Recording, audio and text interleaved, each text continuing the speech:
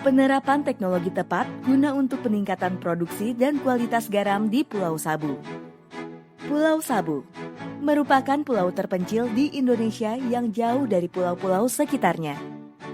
Tanahnya didominasi oleh batuan aluvial dan grumusol yang sulit untuk ditanami.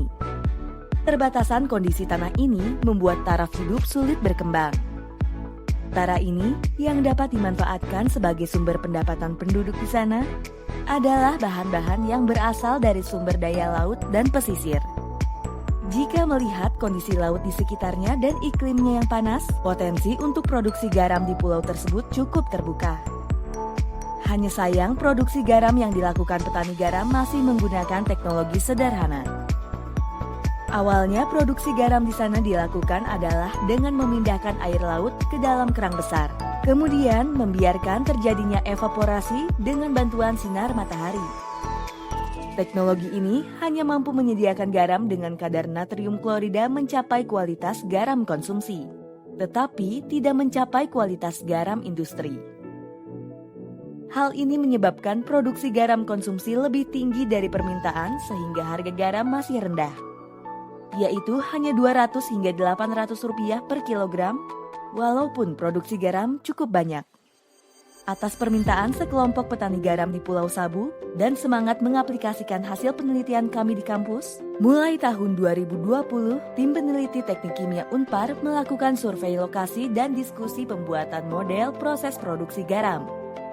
Dengan mempertimbangkan evaporasi air laut akibat panas matahari dan kecepatan angin, serta faktor-faktor lainnya, tim peneliti berhasil membuat model pertama.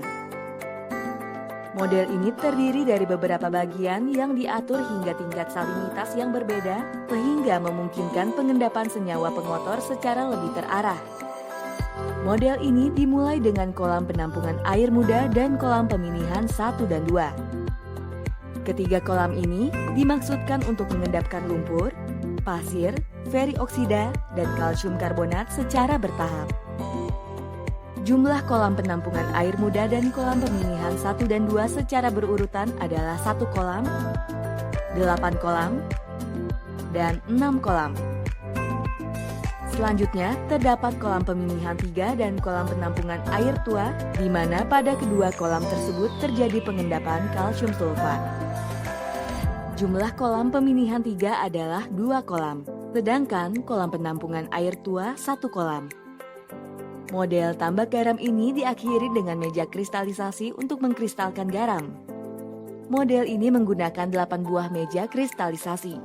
Secara total, model ini membutuhkan jumlah kolam yang banyak, sehingga tim peneliti memodifikasi menjadi model yang lebih sederhana untuk diimplementasikan di Pulau Sabu. Model ini terdiri dari 5 bagian, yaitu 4 kolam dan 1 meja kristalisasi. Luas kolam pertama adalah 3.233 meter persegi dengan tinggi kolam 30 cm. Dilanjutkan kolam kedua dengan luas 1.851 meter persegi dan tinggi kolam 20 cm. Kemudian memasuki kolam ketiga dengan luas 1.728 meter persegi dan tinggi kolam 15 cm. Dilanjutkan kolam keempat dengan luas 1.872 meter persegi dengan tinggi kolam 15 cm. Dan diakhiri dengan meja kristalisasi dengan luas 1.311 meter persegi dan tingginya 5 cm.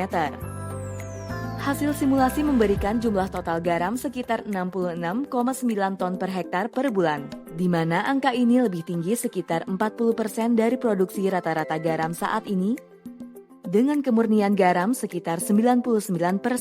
Namun tentunya dalam prakteknya angka ini dapat bervariasi akibat berbagai faktor di mana salah satu di antaranya adalah kecepatan penguapan. Keuntungan yang dapat dicapai sangat bergantung dari harga jual yang bisa diperoleh oleh petani garam. Bila garam tersebut dihargai sesuai dengan kemurniannya dan sistem penjualan lewat orang ketiga bisa dihilangkan, kehidupan petani garam akan meningkat cukup signifikan. Dalam usaha meningkatkan ekonomi Pulau Sabu, terdapat beberapa kegiatan yang direncanakan oleh tim peneliti, di antaranya monitoring pembangunan, evaluasi kinerja lapangan, uji coba di lapangan, pelatihan petani garam, dan membangun jejaring pemasaran garam. Dikarenakan situasi pandemi, monitoring pembangunan, evaluasi kinerja lapangan, dan uji coba di lapangan telah dilakukan secara online melalui dokumentasi proses pembangunan yang dilakukan oleh petani garam dan diskusi menggunakan platform online. Pelatihan petani garam dan jejaring pemasaran garam direncanakan tahun depan. Bersamaan dengan kegiatan Abdi Mas ini, tim peneliti juga mengembangkan penelitian-penelitian yang berhubungan dengan garam, di antaranya 3D Rock Evaporator dan Wine-Aided Intensified Evaporator untuk mempercepat laju evaporasi garam, serta hidroekstraktor untuk pemurnian garam, dan proses diversifikasi produk garam. Penelitian-penelitian ini diharapkan dapat berguna tidak hanya untuk petani garam di Pulau Sabu, tetapi juga di tempat lain. Di samping itu juga dapat menjadi solusi bagi permasalahan garam di Indonesia. Kegiatan ini melibatkan tim dosen dan mahasiswa di jurusan Teknik Kimia dan pernah mendapat bantuan dana dari Kemenristek dan Australian Awards Indonesia.